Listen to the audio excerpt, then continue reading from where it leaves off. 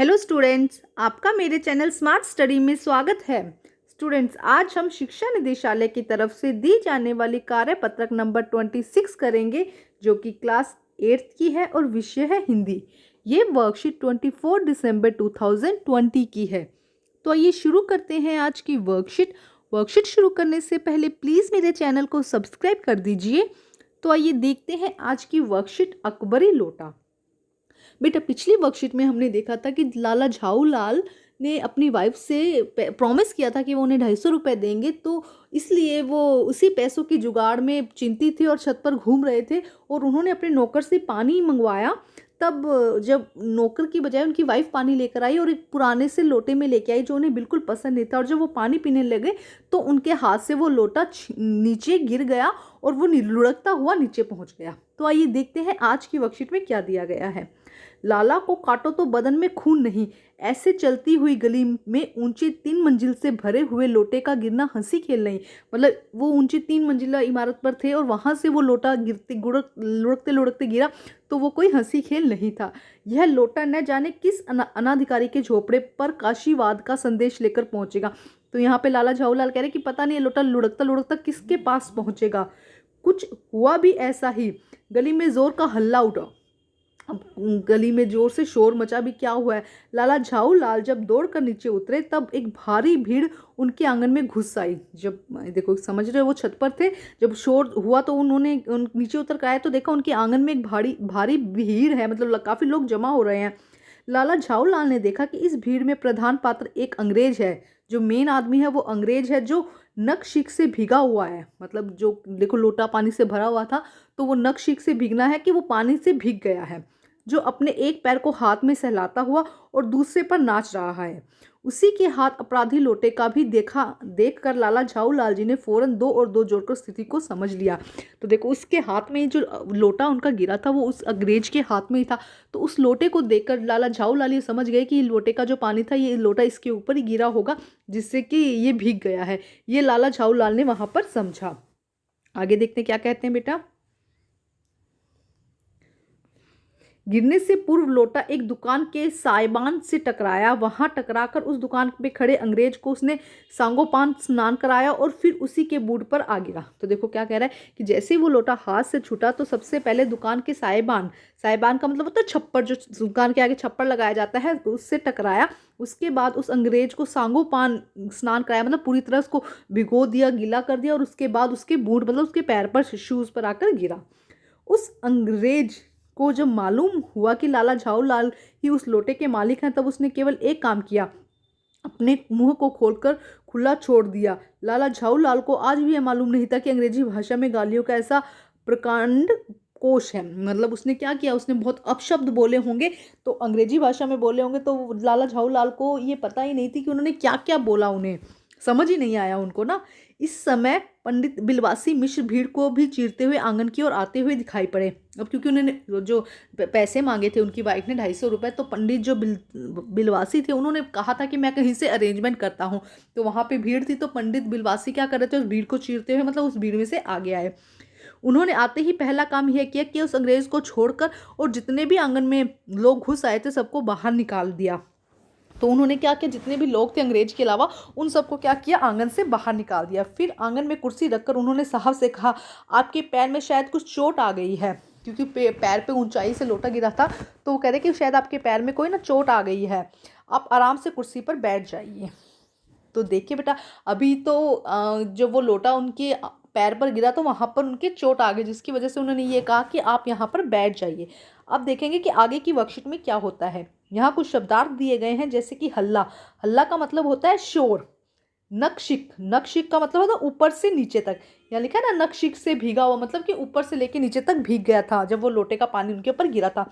सायबान, सायबान मतलब छप्पर या कपड़ा आदि का पर्दा, जो धूप और वर्षा से बचाने के लिए मकान या दुकान के आगे लगाया जाता है। तो ये शब्दार्थ भी बेटा आप अपनी वर्कशीट में जरूर लिखेंगे। अब हम करते हैं इसके प्रश्न उत्तर। तो आइए करते हैं बेटा प्रश्न उत्तर। प्रश्न नंबर 1, पानी का लोटा नीचे गिरने पर लाला झाऊ लाल की क्या स्थिति हुई? मतलब वो घबरा गए कि अब क्या होगा, नीचे गिरा है। तो आइए करते हैं इसका आंसर हम।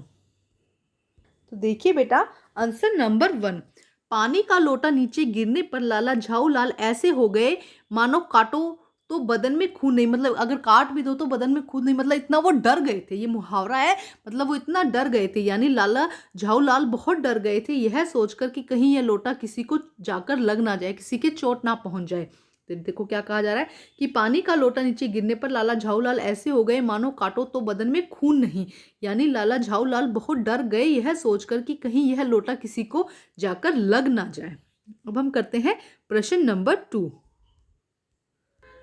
प्रश्न नंबर 2 देखते हैं बेटा क्या है। लोटा नीचे जाकर किस पर व कैसे गिरा था, पढ़कर उत्तर लिखिए। तो बेटा किस पर गिरा था, एक अंग्रेज पर गिरा था। और कैसे गिरा था, उसके पहले छप्पर से टकराया, उसके बाद में क्या वो साइबान से टकराया, उसके बाद में क्या हुआ उसको पूरा भिगो दिया और उसके बाद उसके पैर पर जाकर चोट लग गई अंग्रेज पर ना। तो आइए करते हैं इसका आंसर हम। तो देखिए बेटा आंसर नंबर 2, लोटा दुकानदार के साइबान से टकराकर, मतलब उसका जो छप्पर था उससे टकराकर एक दुकान पर खड़े अंग्रेज को भिगोकर उसके पैर पर गिर गया। लोटा दुकान के साइबान से टकराकर दुकान पर खड़े, एक हटा दीजिएगा, दुकान पर खड़े अंग्रेज को भिगोकर उसके पैर पर गिर गया। तो ये हो जाएगा आंसर नंबर 2। अब हम करते हैं प्रश्न नंबर 3। प्रश्न नंबर 3 देखते हैं बेटा क्या कहा गया है। लाला जी ही लोटे के मालिक है, यह जानकर अंग्रेज ने क्या किया। जब लाला अंग्रेज को पता चला कि ये लोटा किसका है, लाला जी का है, तो उन्होंने बहुत ज्यादा अपशब्द कहे, बहुत ज्यादा गुस्सा किया। तो आइए करते हैं आंसर नंबर 3।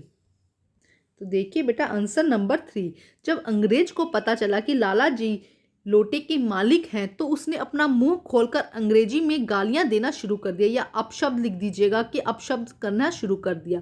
तो जब अंग्रेज को पता चला कि लाला जी लोटे के असली मालिक हैं या लोटे के मालिक हैं तो उन्होंने अपना मुंह खोलकर, उसने अपना मुंह खोलकर अंग्रेजी में गालियां देना शुरू कर दिया। अब हम करते हैं प्रश्न नंबर 4। तो देखते हैं बेटा प्रश्न नंबर 4, दिए गए गद्यांश में 3 मुहावरे छांटकर उनके अर्थ लिखकर वाक्य भी बनाइए। तो देखियो 3 मुहावरे बेटा दिए गए हैं, जैसे कि काटो तो बदन में खून नहीं, सांगोपान स्नान करना, इस तरह 3 मुहावरे दिए गए हैं। तो उन्हें हम पढ़ते हैं कि कौन कौन से मुहावरे हैं और वाक्य बनाते हैं। तो आइए करते हैं इसका आंसर हम। तो देखिए बेटा फर्स्ट का मुहावरा कौन सा था, काटो तो बदन में खून नहीं। पहला मुहावरा क्या था, काटो तो बदन में खून नहीं, मतलब अत्यंत डर जाना। वाक्य प्रयोग, चोरी करते पकड़े जाने पर रामू की ऐसी हालत हो गई कि मानो काटो तो खून नहीं। चोरी करते वक्त पकड़े जाने पर रामू की ऐसी हालत हो गई कि मानो काटो तो खून नहीं। अब हम करते हैं प्रश्न नंबर, इसका दूसरा मुहावरा। देखो क्या है बेटा दूसरा मुहावरा, 2 और 2 जोड़ना, अर्थात सारी परिस्थितियों को समझ लेना। 2 और 2 जोड़ने का अर्थ है कि सारी परिस्थितियों को समझ आना। उसे समझ आना भी क्या हुआ था, लोटे को अंग्रेज के पास देकर लाला ने उसी समय 2 और 2 जोड़कर देख लिया। जैसे ही लोटे को अंग्रेज के पास देखा तो लाला समझ गए कि भाई क्या हुआ है, इसलिए लोटे को अंग्रेज के पास देकर लाला ने उसी समय 2 और 2 जोड़कर देख लिया।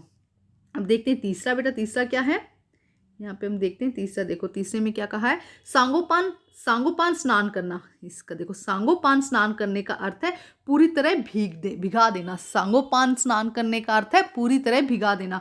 वाक्य प्रयोग, उसने पानी का नल खुला छोड़कर मुझे सांगोपान स्नान करवा दिया, या उसने की जगह राम लिख दिया, जो भी आपको इजी लगता है। राम ने पानी का नल खुला छोड़कर मुझे सांगोपान स्नान करवा दिया।